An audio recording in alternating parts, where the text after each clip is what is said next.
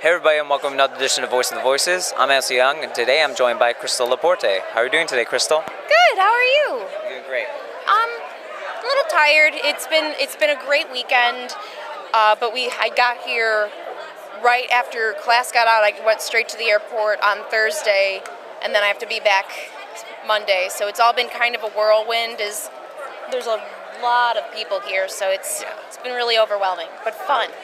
Yeah, it is. It's always fun. Yeah.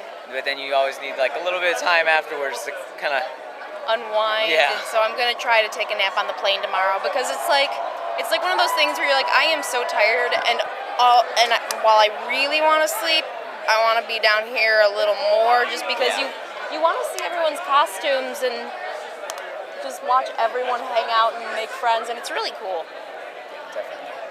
So we have a couple questions here for shows you've worked on we'd like to ask you about.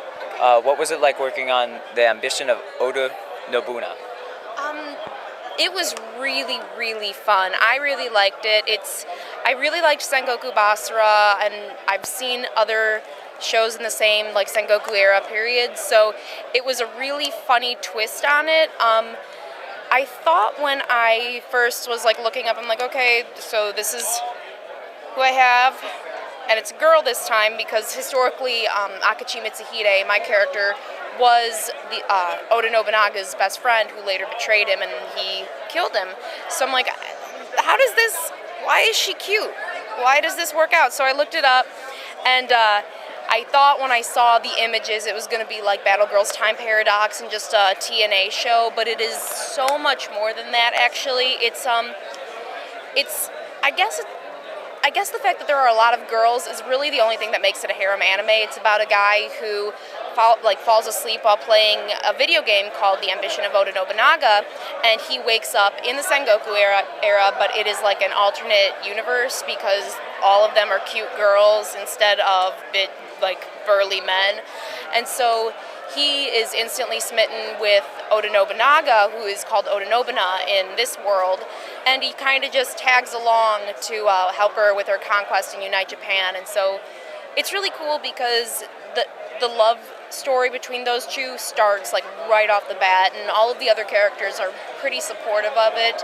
And so it was a really family-like atmosphere actually hearing it when it was done, because you grow to really care about all of the characters because they're so nice to each other in the show that when you hear the other voice actors, you're like, oh, I didn't know that was you. I like you so much more now. Yay! And so it was a great experience all around. And another show you worked on, Tamako Market, what was it like working on that? Terrifying, because that was probably one of my first like larger roles, and so it worked because a lot of Shiori's lines make her seem very unsure of herself, kind of awkward, like I don't know what I should be saying right now. And because I was so nervous in the booth, it actually helped. So I guess that was a really good thing. But then actually watching it afterwards, it all sort of came together, and so that made me feel a lot better. And I love the bird. Dara is my favorite. He's my spirit animal. Just eat and love. Love and eat. There's nothing else to do in life, so it was really fun. Cool. Yeah. Another show you worked on, which you're the main in, Muv-Luv Alternative, what was it like working on that? That one was really fun. I know this is really bad, but I really love the beta. They're the aliens. You've seen it? Yes. Okay. They're so cute. Because they've got the beady little eyes and they're like, "Rah." And so every time I saw one, I was like, I love him. And Kyle was like, no, you don't love those. Okay. Yeah, I don't know. I think I'd have to agree with Kyle on that. Those things are kind of weird. They're so creepy. cute.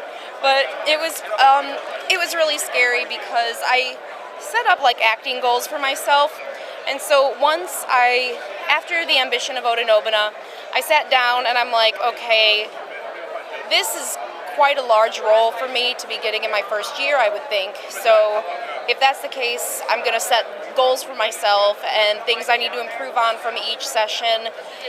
And so my goal was to have a lead within the first 3 years of working.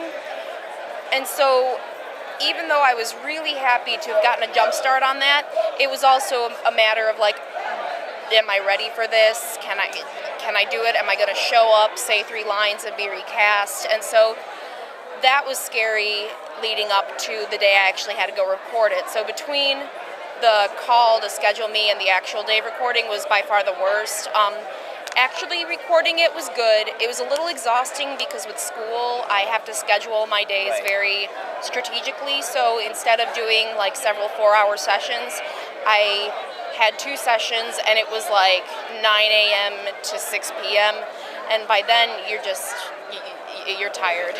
Yeah, I can imagine. But it was cool also because I've never gotten to do like a time skip, because the first 2 episodes my voice is much higher because she's younger than the latter episodes, and by 2 and beyond she's seen some crap, so she's also it's like playing 2 different characters, but occasionally when things get really scary, that first 2 episodes Yui sort of leaks out of her. So it was really cool getting a character that was that, like, who developed that much. Now, you're fairly new to the industry. How do you feel about it? What is it like being in it? It's good. There's a lot of like little things that I notice that to me are a little weird sometimes. But it's only because I used to cosplay, and I still do when I have time to make a costume. But I've been going to conventions since I was 16, so seeing like the differences in how people are treated is a little odd. It's fun because I really, really, really love acting, but it can be a little odd because like people that I've met at conventions for years who like other cosplayers who wouldn't really talk to you, now all they want to do is talk to you. The ones that were your best friends don't want to talk to you anymore. And so it's an experience I wouldn't give up because I feel like it gives me a really objective view on the industry. But when it comes down to it, I think that if you come from a fan base and you start getting a job in that industry, regardless of whether it's anime, comics, or anything, you occasionally are going to have to choose between the life you had before and continuing your work. And if it's work that makes you happy, 100% of the time, go with it, because friends are going to come and go no matter what you do. But if you can find something and you can work and just be just as happy as other people can make you, then your happiness is self-sustaining. So it's been fun. And on the acting front, it's really, really, really fun. I mean, it's nice to be able to go after a day of school or a day of work and then not be you for a few hours. It's great because normally you're very limited in acting based on what you look like. And with me, that's not the case because it doesn't matter what I look like. So I can have 100 different types of roles that I wouldn't have been suitable for if I stayed with stage or screen. I mean, you get funner subject material sometimes. There's nothing, I could never fight aliens and be a robot on stage. Or be in a robot, not the robot. But yeah, I mean, I love it. There's just a billion different reasons, but it's fun. Cool. Now, out of the shows that you've worked on, are there any particular favorites that stand out in your mind? I know it's kind of hard to pick a favorite. It is. Trying to think. I'm sorry. It's fine. I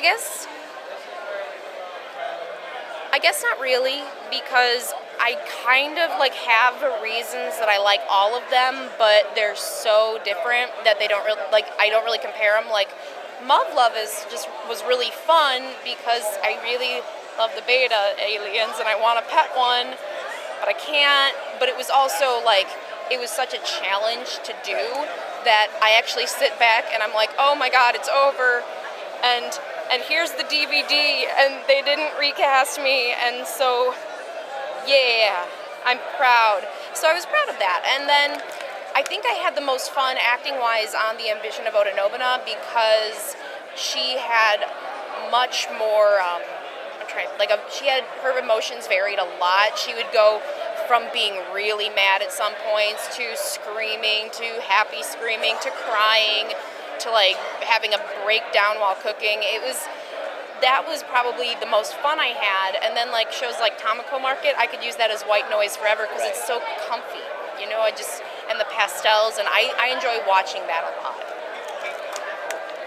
Now, is there anything that you've recently worked on that or recently been announced that you'd like to talk about or plug?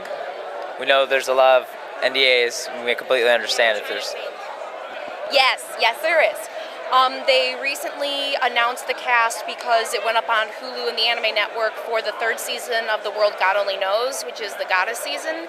And I play Yui Goido, who is one of the conquests, and the goddess Mars, who is inside of her. It's have you seen the show?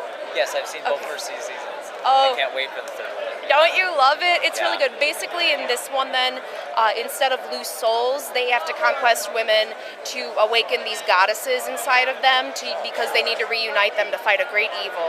So instead of just having like a big blob come out and go into a jar, you actually have another woman like get released, and it's really cool. That's a different twist they took on it. Yeah, it's really cool, and I really liked it because I don't know if this is spoilery or not, so if you don't want anything, but I play a very manly character. She's a girl, but she is just no one. There's no taming her.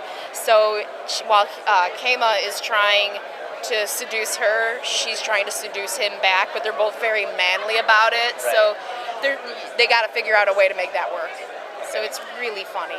Sounds awesome. I can't wait to check it out. Yeah, do so. It's so good. Now, do you have any way fans can follow you on like social media networks, Twitter, Facebook, that you'd like to say? My name is Krystal LaPorte, and that's my name on Twitter.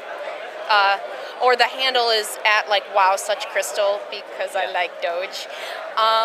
And then I just recently started a fan page because that's where I'm going to start putting all of my anime-related stuff instead of my personal page, which is just Krystal LaPorte dash voice actor. Thanks for joining us today, Krystal. Thank it was you so awesome, much for having me. And I can't wait to see you be some more stuff. Yeah. Thank you. I'm Ansel. She's Krystal. We'll see you next time.